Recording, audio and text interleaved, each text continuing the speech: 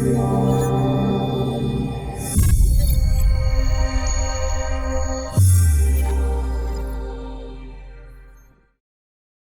right, Stephen, thanks for coming on the Business Advisory Show today. Welcome. Thank you. Good to be here. Fantastic. Now, this is on the back end of a massive 2 days in Melbourne, away from your family, your business, everything else. We're going to come over to these awards in just a minute. Can you firstly introduce yourself and who are you, what do you do for our audience? Yeah, I'm Stephen Mitchell. My company is SAAM Solutions. We offer solutions to the joinery and cabinet making industries in Australia and New Zealand. At the moment, focusing on provision of professional services in the virtual staff method to our customers. So it's really exciting times at the moment. The industry is busy, and we're helping our clients out on some pretty high-level projects, which is really exciting. Fantastic. What's an example of, not without going to confidentiality, but what sort of projects or the atypical client that you work for today? Yeah, we're lucky to have a range of different clients. We work on different projects from high-end domestic kitchens and house fit-outs to commercial level fit-outs, office fit-outs, retail space, and some, as you say, non-disclosed but commercial projects, some big projects happening around Sydney specifically. So we're lucky to have a good range of exposure to what's happening out in the industry, and it's good to have our finger on the pulse in some pretty high-level projects. It's good. Yeah, fantastic. And we have to get over to these awards now, and two different awards here, which is quite progressive by the looks of things too. So 2018 New South Wales winner, Best First Year Business Owner in a Best Practice Business Improvement Program. What happened for you in the 2018 calendar year? What were some of the challenges, and looking back, that you had to deal with, and to go forth and go to another level? Yeah, look, I guess I was building up everything from scratch, so it's a lot of process work, a lot of structure work, a lot of small things happening quite frequently to improve a day-to-day. So things that I learned in the program of daily success habits, I should say, onto bigger succession planning. I shouldn't say succession planning, sorry. To planning for the year ahead on different projects and within the team. So a lot of planning and process work within the program really helped me in 2018. So I believe that's really where I picked up a lot of pace with the outcome from the program. Absolutely. And then the last year, of course, has been quite interesting and quite progressive, with the allure of international joint venture opportunities, and possibly even considering selling or merging at some point as well.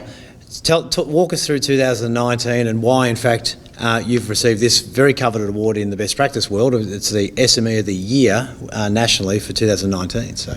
Yeah, look, 2019 was definitely interesting. I guess all the work that we put in 2018 has really paid off, and we got a lot of attention from some interesting names in the industry across the Southeast Asia territory as well as New Zealand. So doing some interesting work out of Singapore at the moment, with potential work in helping with development of hotels and retail spaces over there. Just trying to look at things in a bit of a different angle than how it has been looked at traditionally, and opening ourselves up to new and exciting areas in what movements there are out there in that market.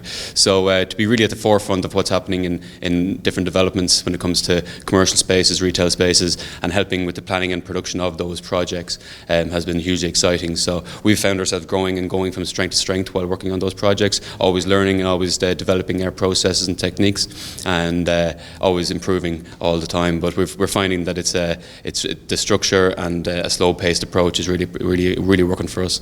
Yeah, and in the background, somebody that originally introduced yourself to myself, you've got an accounting and advisory firm, PBS, Ray and Bernadette McCarthy. How important has that relationship been for you through those early stages and building the right financial systems to grow the business? Yeah, look, I got into this world of business, knowing what I did, and I was quite good at the work I did. But to the idea of running the business to execute those services was a whole new world to me. So Ray really was able to sit me down and calm me down in many times in many areas, and just to walk me through a step-by-step process. Tell me when things were good, and to calm me down when I thought things were worse than they needed to be described as. So Ray was fantastic mentor in that space.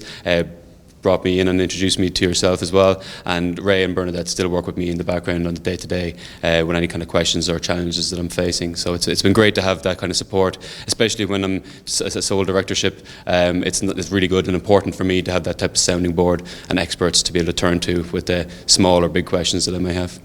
And for other self-employed or business owners that are sole directors, such as yourself, how lonely is it at times for a small business owner if you're the sole director, and how important is your own broader knowledge and skills in business?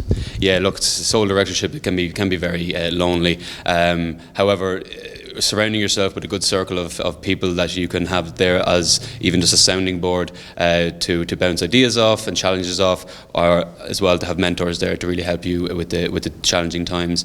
It's important to surround yourself with a good circle of people, and I felt that as soon as I started to reach out for that help, I was able to get it came back to me, you know. So it's all about putting your hand up for help when you need it and not be too afraid to ask the questions. There's never a silly question in this area, so it's important to go out there, find the right answers and the right people, and having those good quality people around you is vitally important, I feel. Yeah, well said. How important is the team side, the culture side, getting the right systems and team behaviour to support your own vision of where you want to take the business? Yeah, look, the team behaviour is critical. It's crucial. It's everything really. Without the team, there is no business. That's the way I see it. So to have the structured approach, and for my team to see me as the leader, to have my own structured approach, it helps with their own day-to-day basis, from the macro level to the micro level, to planning out their week, to planning out their day, to planning out their hour, to planning out their individual tasks. When everything is so process related and structured related, from a large zoomed out view to a micro view, it helps with their day-to-day. Work is that much easier to engage. It's the challenge is not as large as it may seem when you're able to break things down. So when I've done a lot of work with yourself, and by way of breaking down processes and looking at the entire approach, and my team have definitely learned from me on that one, and they're improving on that every day as well. So as a team, we're working together, and as I say, we're not there just yet. We're always going to be continually improving, but the idea that we will be continuing improving is exciting for them as well as for me. Fantastic. Now, final piece of advice that you would give to a startup business owner or an entrepreneur that has ambition and wants to start their own business, what would be your advice to them? Yeah, look, I think it's very exciting for anybody who has a good idea and a good passion and a drive to be an entrepreneur. I guess the one piece of advice I would put out there is to say, just because you've got a great idea does not mean that you're going to be the best person at executing that idea without the guidance. So I would definitely encourage anybody out there who's going to start a business is to go and learn how to do that business. You've spent a lot of time becoming a master at whatever skill or craft you're about to execute in business, so there's no problem and there's no reason why you shouldn't go out there and learn how to execute the business as best as possible, to give yourself the best opportunity to execute your dreams and hopes and wishes as best as you want, and give yourself the best opportunity possible. Fantastic. Stephen, thanks for coming on the Business Advisory Show, and congratulations for your continued success here over the last couple of years. Thanks very much, John. I appreciate it. Cheers.